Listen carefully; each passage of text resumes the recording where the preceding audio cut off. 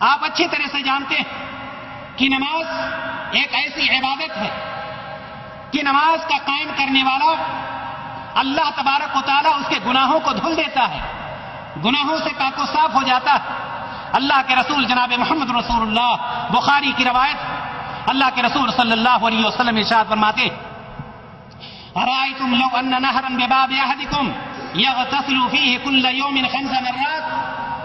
هل يبقى من درنه شيء؟ قالوا لا يبقى من درنه شيء قال فكذلك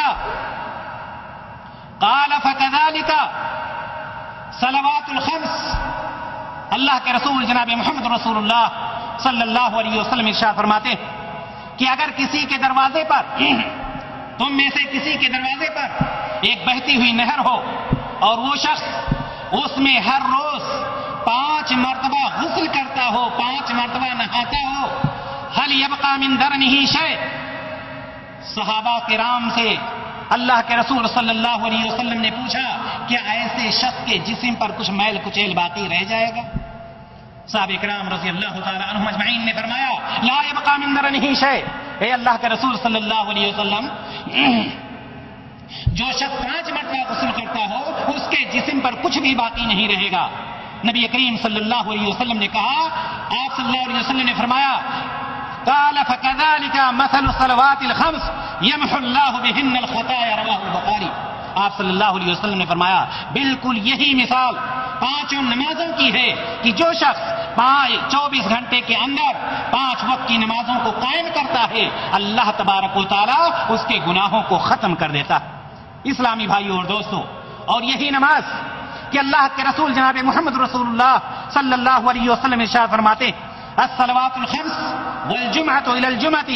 كفارة لما بينهن إذا اجتنبت الكبائر۔ اللہ کے رسول صلی اللہ علیہ وسلم نے فرمایا کہ جو شخص 5 وقت کی نمازیں قائم کرتا ہے اور جمعہ سے جمعہ تک،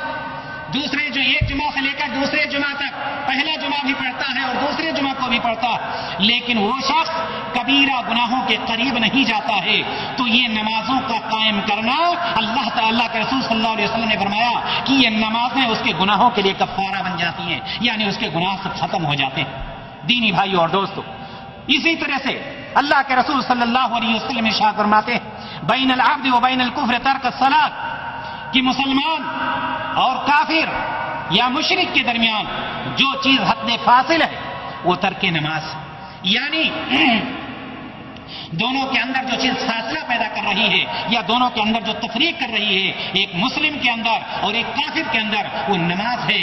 یعنی یہ کہ مسلم جو ہوگا ضرور نماز پڑھے گا اور کافر نماز نہیں پڑھ سکتا۔ دینی بھائی اور دوست،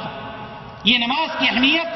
ہم اس سے لگا سکتے ہیں کہ اللہ کے رسول جناب محمد رسول اللہ صلی اللہ علیہ وسلم نے فرمایا مروا اولادکم بالصلاۃ وهم ابناء 7 سنین واضربوهم علیہا وهم ابناء 10 سنین۔ اللہ کے رسول صلی اللہ علیہ وسلم فرماتے ہیں کہ تم اپنے بچوں کو، وہ بچے جو 7 سال کے ہو جائیں، ان کو نماز پڑھنے کا حکم دو۔ 7 سال کا بچہ، اس کو نماز پڑھنے کا حکم دو، اور جو بچہ 10 سال کا ہو جائے نہ پڑھے، اللہ کے رسول صلی اللہ علیہ وسلم نے فرمایا ہے کہ اس پر سختی کرو۔ اب آپ اس سے اندازہ لگا سکتے ہیں کہ 7 سال کے بچے کو نماز پڑھنے کا حکم دیا جا رہا ہے،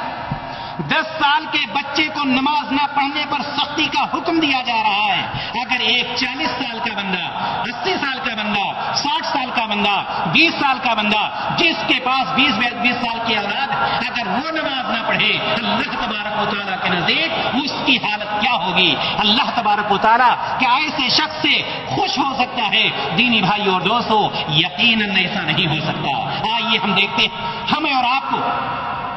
اللہ تبارک و تعالیٰ نے تندرستی عطا فرمائی،